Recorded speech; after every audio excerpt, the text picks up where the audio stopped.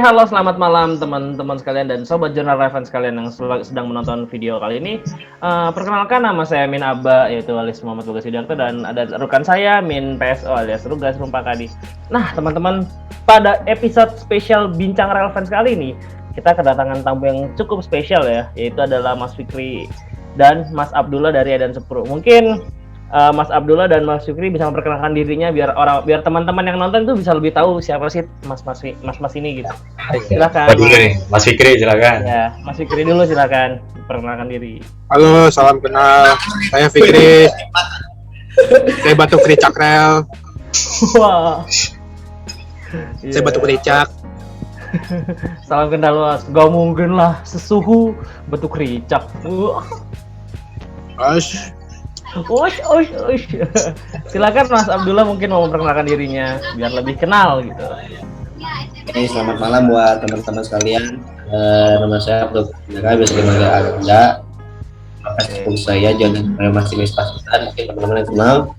Dan sekarang dia dan Sepuluh jadi humas Bandung Raya sih, cuman ya senasional sekarang PMT lah, istilahnya gitu. Oke.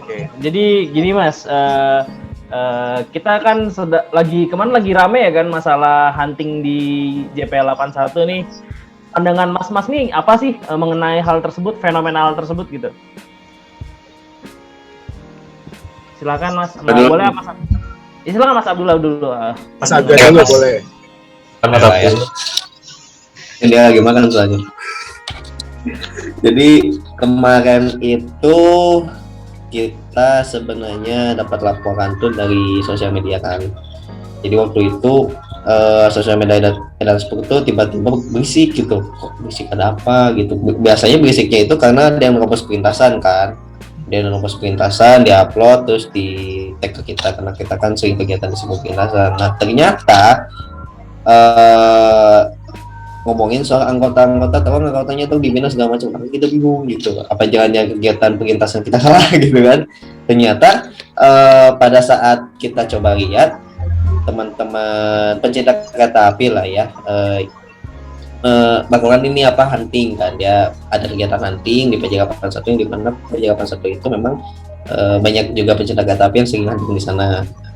Nah, ketika pas kita lihat ternyata nggak safety ya, karena kan kita juga nggak tahu sebenarnya itu memang apakah itu non aktif atau aktif gitu. Tapi ketika kita lihat komentarnya dan segala macam itu intens apa ya istilahnya tuh, ketika kita lihat ada sebanyak kalau komentar ada 15-an lah kalau bisa dihitung, 15-20 komentar yang komen ke kita bahwa kok pecinta kereta api kayak gini. Ada juga yang bilang itu tolong anggotanya dibina karena kan masyarakat taunya dan sepuluh gitu. Dan juga memang ada beberapa komunitas lain yang sebenarnya tag gitu, cuman mungkin karena lebih aktif kami, kita coba jelaskan gitu bahwa memang salah gitu, istilahnya memang salah, cuman kita akan lakukan edukasi lah istilahnya kayak gitu. Nah kita dari situ coba tanya ke teman-teman di Jakarta gitu, ini benar nggak kejadiannya? Oh udah sering katanya. Ya emang benar sering gitu, karena waktu saya ke Bekasi juga teman-teman pecinta kereta api memang ada yang di jalur, saya nggak tahu itu jalur DDT ya, jalur DDT itu ada beberapa jalur itu yang antara jalur paling apa istilahnya itu paling selatan sama yang paling selatan itu jalur satu ya, yang kedua sama yang ketiga ini kan nggak aktif lah ya karena masih ada proyek pembangunan dan segala macamnya kayak gitu.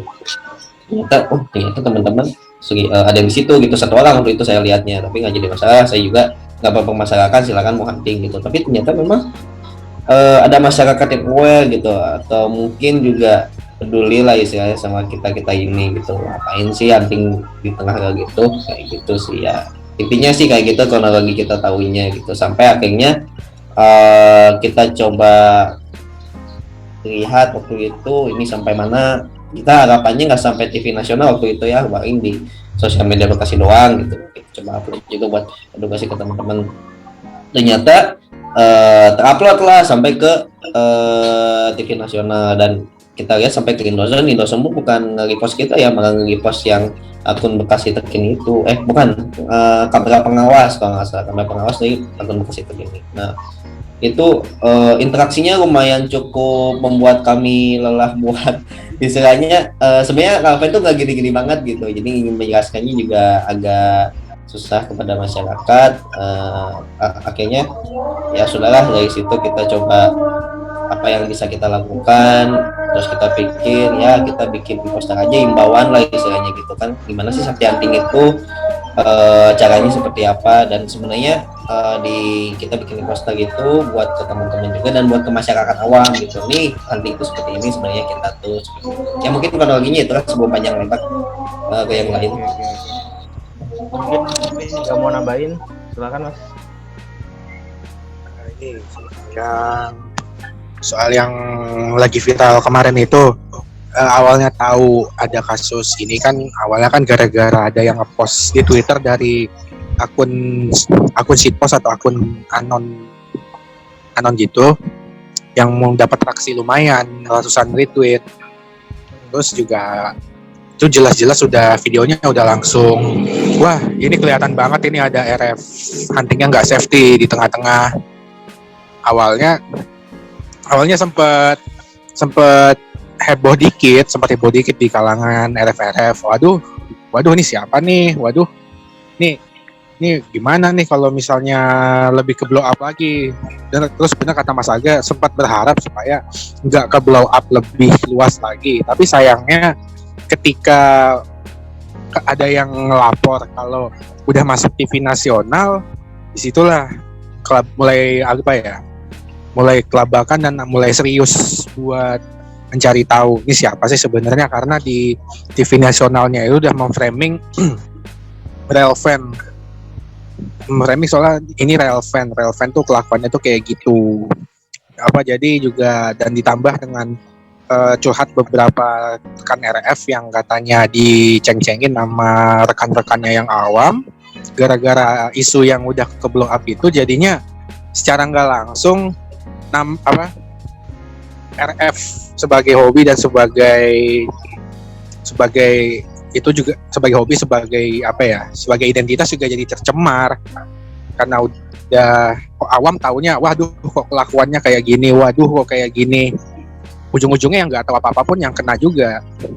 Nah, informasi yang saya dapat juga kalau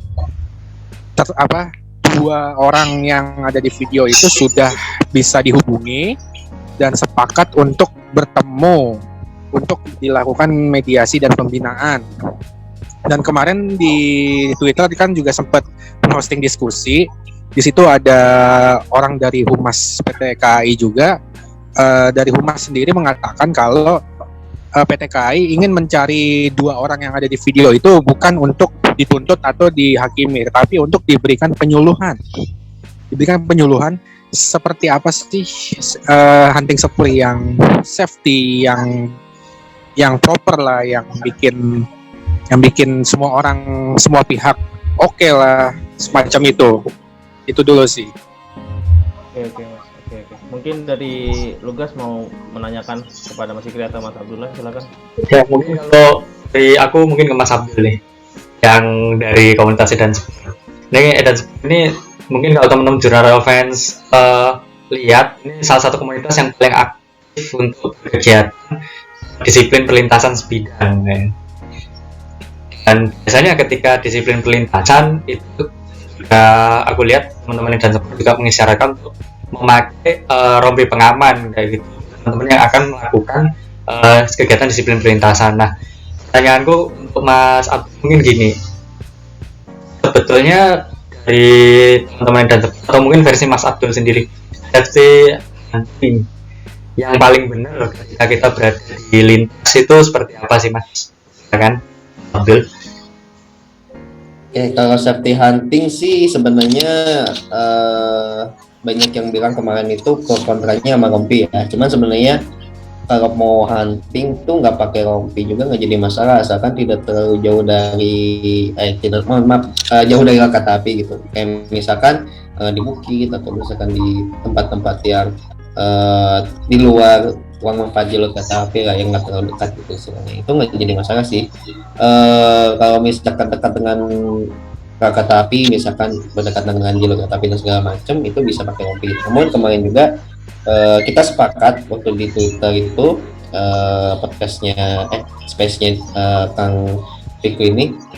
Jadi bukan sebuah pemenangan ketika kita pakai rompi kita bisa masuk jalur seenaknya gitu. Jadi bisa ke tengah kereta api, bisa apa isinya koprol lah, bisa sikap lilin dan segala macam di kereta api, di tengah kereta api gitu. Jadi dengan menggunakan rompi ini menjadi nilai tambah untuk hunting ini, jadi untuk keselamatan dirinya sendiri gitu. Nah sebenarnya kalau pengen hunting sih ya yang pertama kita izin dulu lah ya, kalau misalkan di stasiun gitu izin dulu ke petugasnya yang ada di lapangan. Kalau misalkan di lintas ya tetap waspada.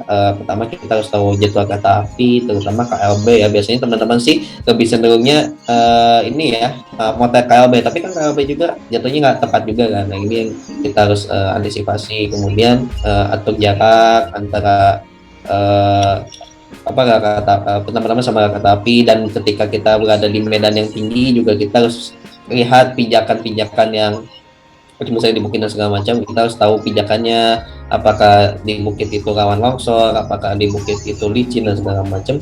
Terutama untuk pengaman lah diri kita, kayak misalkan pakai bajunya menurut saya sih ya ini pakai baju yang agak panjang lah, yang banget kepanasan, pakai topi. Kemarin yang saya lihat di jurnal Raven pokoknya udah bagus ya. Terus pakai sepatu kalau bisa mah gitu, soalnya kalau pakai sandal rentan banget sih untuk kena kayak luka kaki karena kena rumput atau mungkin karena ada pecahan dan segala macam. Intinya sih yang paling utama menjaga jarak, kemudian juga izin dulu, terus menjaga jarak sama tahu jadwal kereta api. Kan itu aja sih kalau dari saya, nggak neko-neko lah. Kalau kompi segala itu sifatnya sunnah lah, dikerjakan lebih baik, tidak dikerjakan tidak kita jadi dosa gitu. Kebetulan Jurnal Raven sudah menjalankan ya kan, menggunakan rompi. Yoi. Aturan baru itu. Ya mungkin ada tambahan dari Mas Vicky mungkin soal safety hunting sendiri. Biasanya Mas Vicky gimana nih? Kalau aku soal safety hunting, kalau aku tuh sederhana. Sesederhana tidak mengganggu perka, tidak mengganggu operasional kereta api. Caranya gimana? Pertama, gak usah deket-deket lintas, jaga jarak aman, gak usah masuk remaja, ini aturan yang paling dasarnya itu jangan nginjek ricaknya gitu loh. Jangan nginjek ricaknya itu aman. Yang penting jangan nginjek ricak, terus juga tidak melambaikan aba-aba geser aneh-aneh, benar-benar hanya ingin mengabadikan momen dan gak macam-macam. Terus juga tambahan lagi kemarin di obrolan space itu dari Humas juga, untuk mencari tahu informasi soal perjalanan kereta api itu diperbolehkan selama menggunakan kanal-kanal resmi. Misalnya bertanya ke pegawai kereta api, ke petugas, terus juga nanya-nanya lewat WhatsApp, HP, telepon, Telegram, itu boleh. Yang penting tidak mengganggu operasional internal, tidak mengganggu perka, tidak menginjak batu kericaknya, itu sudah aman. Dan benar kata Mas Aga juga, rompinya itu sunnah, tapi kayaknya lebih baik pakai rompi sih. Gitu. Makasih Mas Vicky. Mas Bagas mungkin ada pertanyaan? Mungkin kalau dari aku sih cukup sih guys. Maksudnya pengen istilahnya memberikan kesimpulan lah ya dari Zoom meeting singkat pada kesempatan kali ini ya. Intinya buat belum kesimpulan, aku masih ada satu lagi. Boleh. Silakan kalau gitu. Ini mungkin studi kasus juga yang pernah saya temui. Kasus yang kayak di JPL 81 itu sebetulnya mungkin ketiga kali nih aku pribadi nemuin. Yang pertama itu kasusnya di JPL 08 Surabaya Google, juga sempat viral tapi untungnya nggak sampai masuk TV. Terus yang kedua itu 2 minggu yang lalu itu aku hunting di dekat JPL 78 stasiun Malangkota Lama. Itu aku nemu juga tuh tapi nggak viral juga karena nggak ada yang ngabadikan nih bocah di posisi yang nggak aman, karena begitu aku langsung datang langsung kena tegur PJL kan dia. Dan yang ketiga yang kemarin di JPL 81. Nah mungkin ini jadi pertanyaan juga untuk Mas Abdul sama Mas Fikri, kali ada ide nih, mana sih cara ngasih tahu mereka, mungkin biasanya kasus seperti ini itu pelakunya anak di bawah umur, biasanya yang masih usia sekolah, entah SD, SMP atau SMA kayak gitu.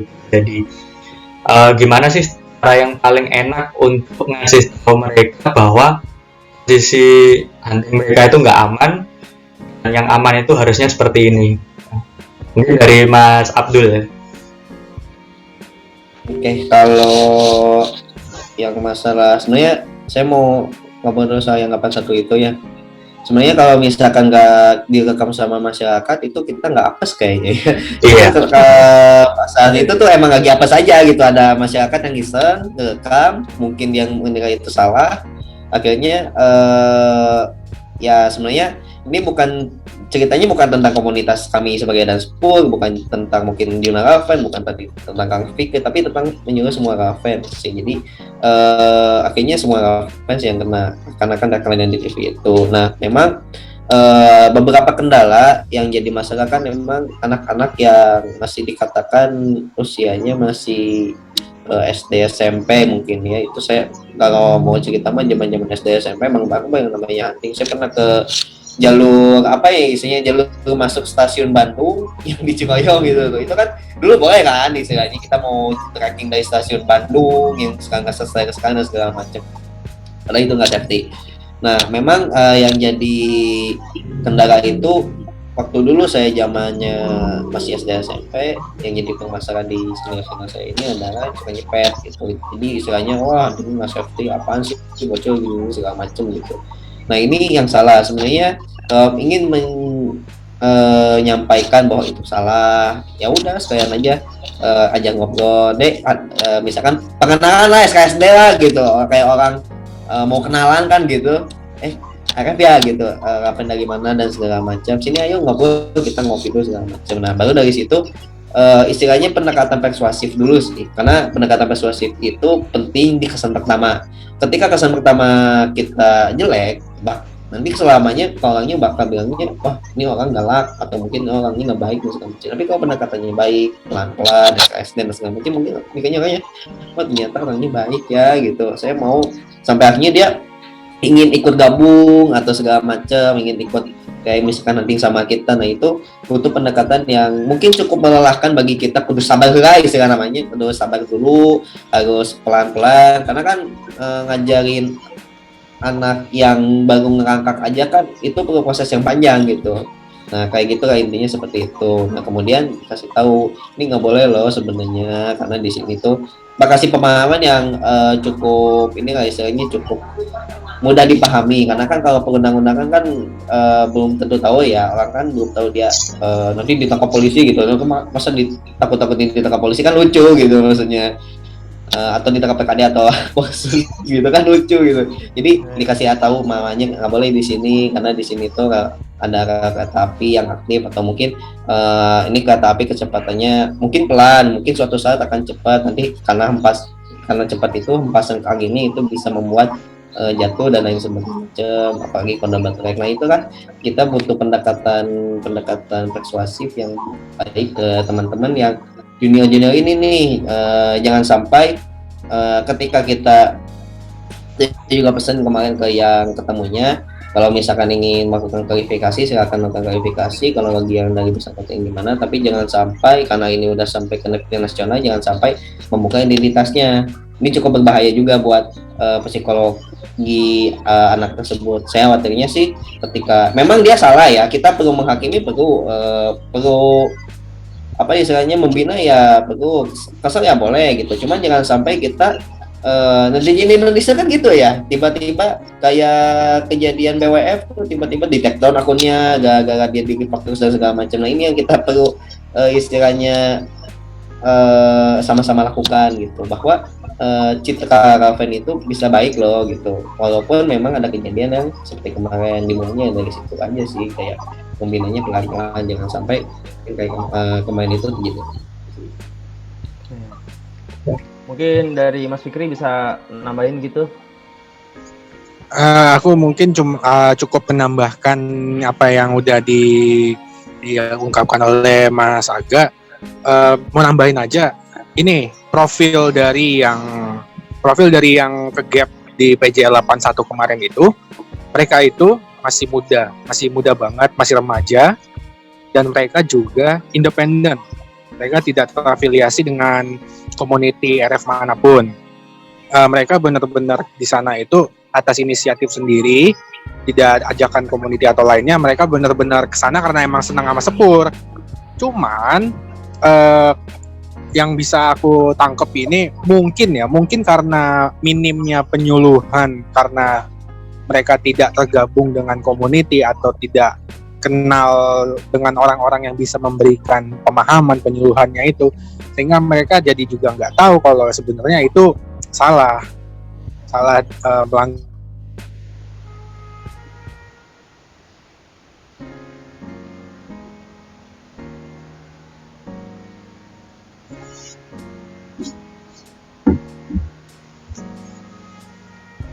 Ya, untuk memberikan penyuluhan ke RF belia ini, calon-calon penerus juga, ini butuh usaha kolektif sih. Jadi nggak cuma bisa dari satu orang, bisa dari satu dua orang, atau cuma dari satu atau dua komunitas, tetapi seluruh pihak, baik community maupun operator, menurut hemat saya itu baiknya juga memberikan penyuluhan, memberikan pemahaman. Ini loh, bagi yang senang kereta api dan pengen foto-foto silahkan, tetapi hunting fotonya dengan cara yang aman. Gimana caranya? Gini. Karena tidak bisa dipungkiri juga, kita RF juga dekat dengan operator juga dekat dengan RF, membentuk satu simbiosis mutualisme. Dan untuk memberikan penyuluhan kepada yang belum tahu, gak cuma bisa dari community doang, tetapi juga dari operator. Karena kalau misalnya community belum bisa nge-reach, seenggaknya mereka pasti update tentang operator. Dan ketika operator juga memberikan penyuluhan, pemahaman, pasti mereka mau dengerin juga. Gitu. Oke, makasih Mas Riki penjelasannya. Mas Abdul juga.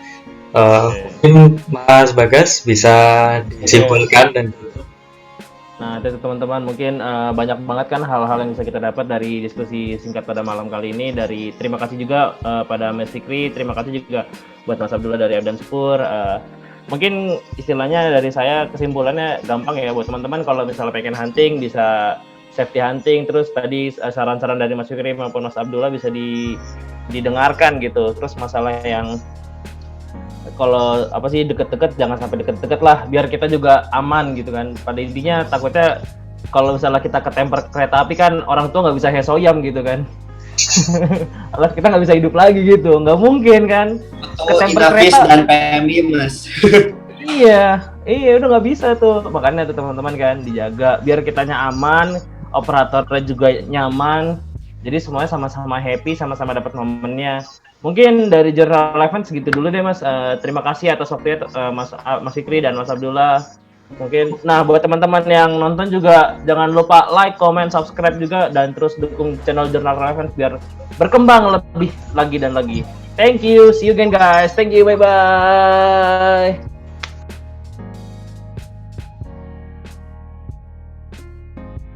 Halo Sobat JR, kembali lagi bersama Minaba.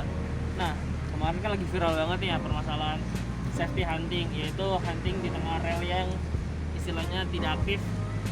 Itu menurut Minaba pribadi sangat berbahaya teman-teman. Nah, untuk kedepannya teman-teman juga ini ya, yang sebagai penonton harus safety hunting, yaitu menggunakan rompi juga.